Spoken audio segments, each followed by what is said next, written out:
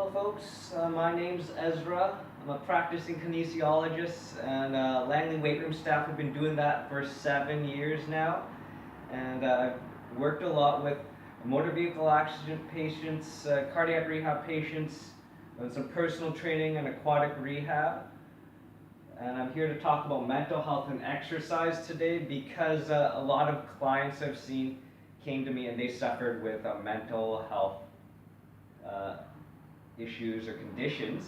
And through seeing me, I've noticed that they improved significantly. I'm here to talk about how and why I think they improved, and hopefully this can help generate some discussions amongst all of you as well throughout our daily lives about this.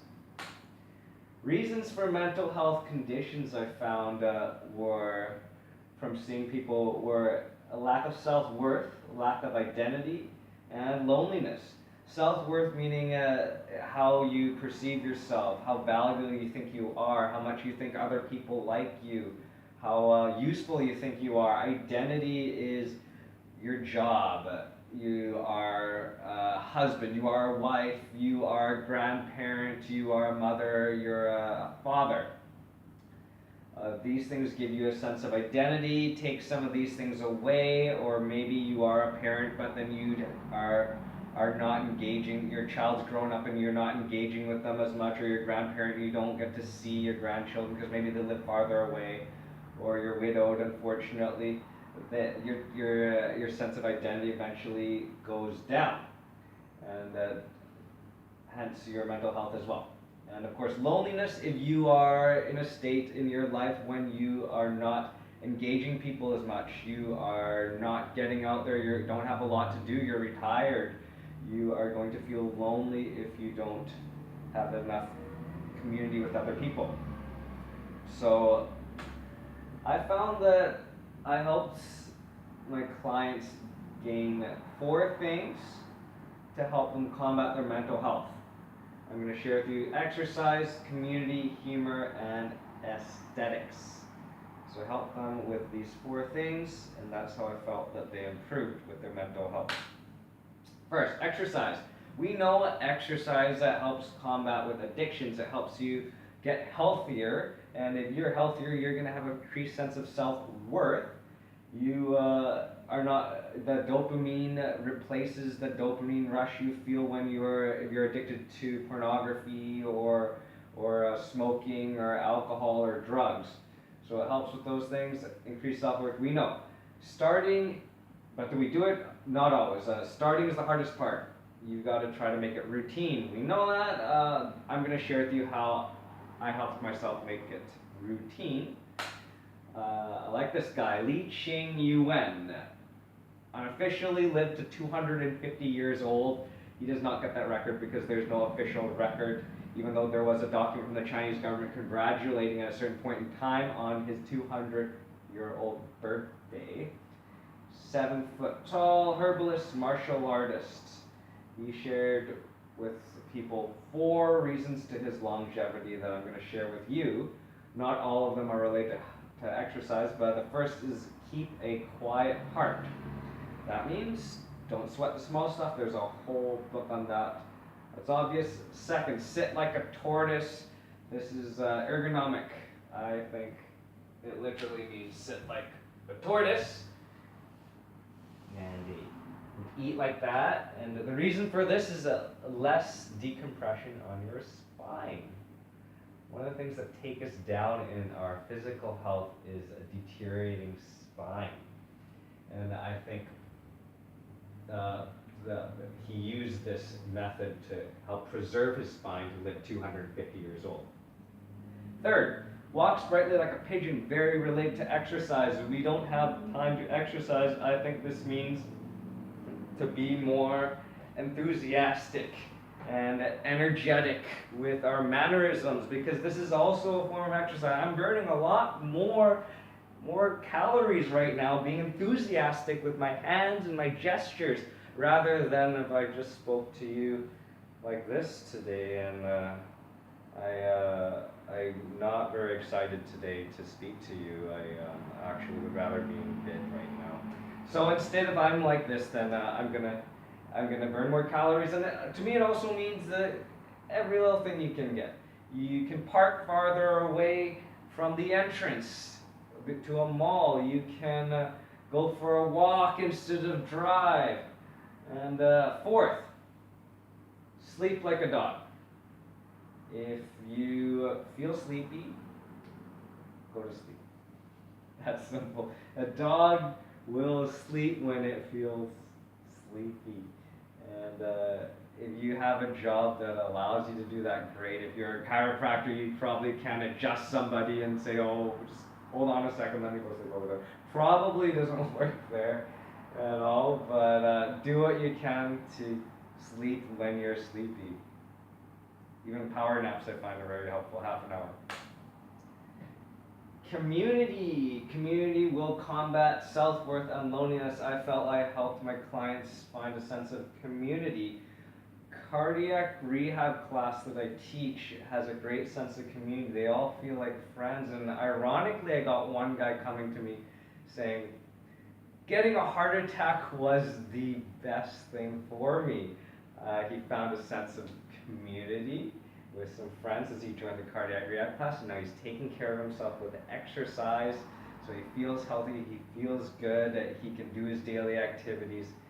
He appreciated getting a heart attack, as ironic as that sounds. A great place to find community is the Guildford Recreation Center. We're here. There's a lot of things you can do. It's not just about exercise in a gym. You can play badminton. I love watching all the pickleballers playing pickleball, and they're so competitive and having such a great time. There's a pool you can go to. And one thing I want to note is that if you've grown up in a small town, you might have expectations that when you go into a rec center, like I said, you're gonna make friends really fast, and people should be friendly with everybody right away. Sometimes it doesn't work out like that because we're in a big city, and I think the atmosphere is different. I found that thankfully through working at Guildford Rec Center a lot as an external trainer, that as you see the same faces over and over again, you eventually engage them and you develop relationships with them, and it's really cool, and I've been really blessed to have that in my life, and I really enjoy working at Guildford Recreation Center. A lot of fun. Another thing I want to mention about community is when I've talked to my clients, how I've helped them develop a sense of community is when you talk to people, you listen to them and you engage them. It's like I ask you a question, how are you today? I'm actually going to stop here and listen to how are you doing today, instead of how's it going? Good, okay, like that. Then you're not really engaging. If we can learn to be a bit more engaging with ourselves the right way, with talking, taking time with one another. We're interested in developing relationships with people. This is a much better way to go rather than briefly hi, bye, I'm good, kind of thing. Okay, humor. Try laughing and being depressed at the same time. It's very hard. I love to laugh with my clients. I love sharing funny stories that might have happened during the week, or finding childhood memories, or any memories in that sense that just are silly and they make you laugh, because laughing is so much fun, and it takes away, if you're had a bad day, it takes it away, if not permanently, but temporarily. It's just a lot of fun to laugh. I want to share with you this one client that I had that I've been seeing for a long time now. Before, when I just started seeing him, he came to me one day and he was really depressed. He was down because he'd been bullied at school, and I found a way, I'm not going to say how, but to make him laugh his butt off. And he comes out and he's just all happy, and his mom calls me later on in the day asking me, what did you do? He came in, he was depressed, he was angry, he was upset, and he came out and he was all excited and happy. What did you do? And that to this day remains one of my favorite moments of working, actually, is turning that day around for that kid. Awesome stuff. Aesthetics. I think for the most of us, we do care. I don't know, maybe there's somebody out there who really does not care about the way they look, but I think for the most of us, we will have a better sense of self-value and mental health if we like the way we look. And obviously that's through, through exercise and nutrition. You gotta combine those two together, and that will help improve our self-worth and self-identity. Even if because your progress can be slow. It can be really slow and you can get impatient. But just by starting, you'll feel a good sense of increased potential that will lead to your increased self-worth and identity. Identity, okay, you're somebody who comes to the gym and engages with people there. That will help in all. And that brings my spiel to a close, but I do want to leave you with one of my favorite quotes in case you still are having trouble convincing yourself to invest in your own mental health and wellness. It's from the Dalai Lama. He's talking about men, but I think that this can be applied to both men and women. It starts with, he sacrifices his health in order to make money. Then he sacrifices money to recuperate his health. And then he is so anxious about the future that he does not enjoy the present. The result being that he does not live in the present or the future. He lives as if he is never going to die. How many of us live as if we are never going to die? This is especially for me, being 30, guilty of, I find more people are guilty of this in maybe their 20s and 30s, and then the end gets near and you do realize that mortality is real. But for me, I've spent a lot of my 20s living as if I'm never going to die, especially financially. It's not best for you. So let me continue. And then he dies having never really lived. Okay, thank you so much for listening to me. I hope this starts some conversation with y'all. Bye.